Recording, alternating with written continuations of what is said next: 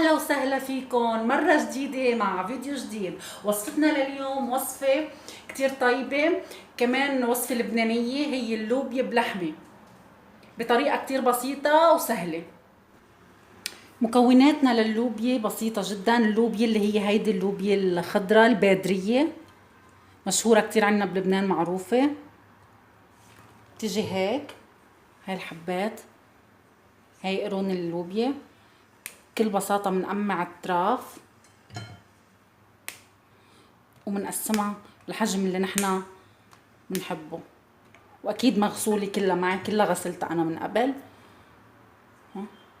نشيل بس الطراف، وبنقدر بايدنا نقسمها وبنقدر بالسكينة.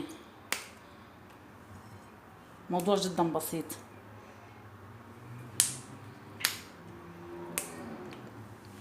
ومعي بصلة مفرومة ناعمة، ومعي ما يقارب وقية ونص تقريبا من اللحمة. نوعية اللحمة اللي نحنا بنحبها للطبيخ، بنقدر لحمة غنم وبنقدر لحمة عجل مقطعة راس عصفور صغيرة. وبنقدر نستعمل اي نوع نحنا بنحبه لليخانة. واكيد زيت، وبنقدر نضيف السمنة وملح، رشة ملح حسب الرغبة، ورشة قرفة، ورشة صغيرة 7 بهارات. هيدي مكوناتنا بكل بساطة. في ناس بضيفوا لللوبيا اللي بلحمة توم او حتى كزبرة وتوم، وفي ناس بضيفوا لها شراب البندورة او مرقة او عصير البندورة. الخطوة الاولى، مقدار 3 معالق من الزيت، او اذا نحن بنحب نضيف السمنة.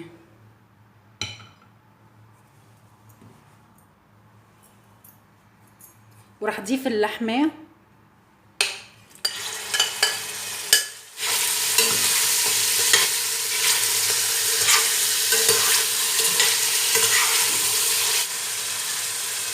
بدون اي اضافات بالوقت الحالي. حاترك اللحمة تتقلى شوي،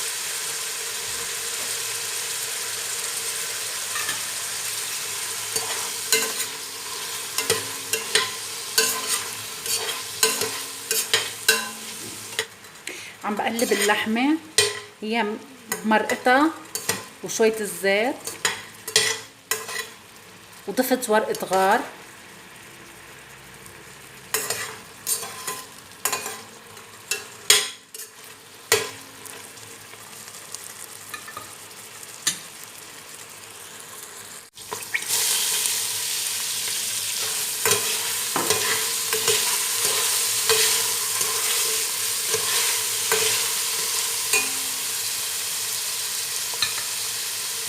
ضفت البصلة، وهلأ رح ضيف الملح والقرفة و7 بهارات.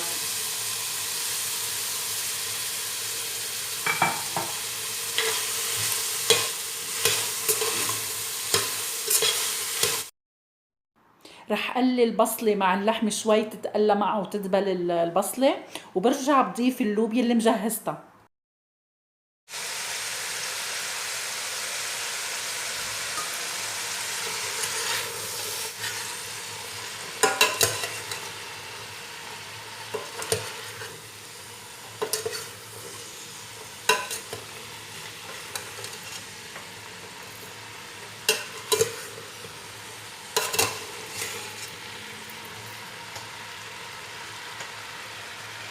ورح نقلي اللوبيا تقريبا ما يقارب الربع ساعة.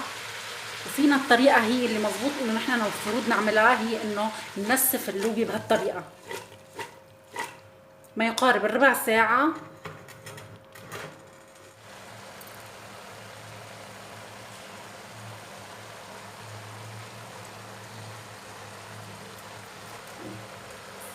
وبعد ربع ساعة من ما قليتها رح ضيف المي،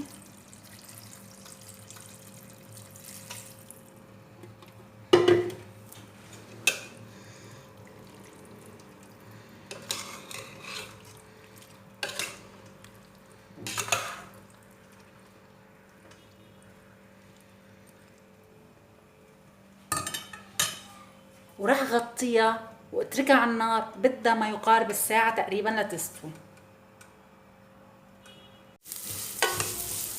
وجنب اللوبيا بنقدم معاه رز مفلفل بالشعرية.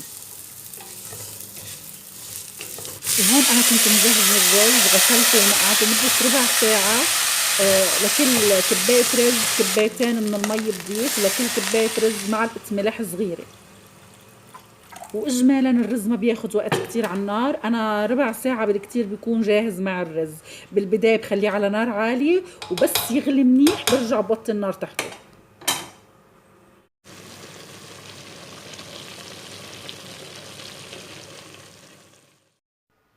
وقدمت لكم وصفة من المطبخ اللبناني اللي هي اللوبيا بلحمة. وصفة كتير طيبة ومغذية ومفيدة. وهيدي الوصفة بنعملها بكذا طريقة، مش بس بطريقة واحدة. ولهون بنكون وصلنا لنهاية الفيديو. إذا عجبكم الفيديو وعجبتكم الوصفة ما تنسوا اشتراك ولايك وكومنت، وانتظروني دايما بفيديو جديد بوصفة جديدة من المطبخ اللبناني ومن المطابخ العالمية.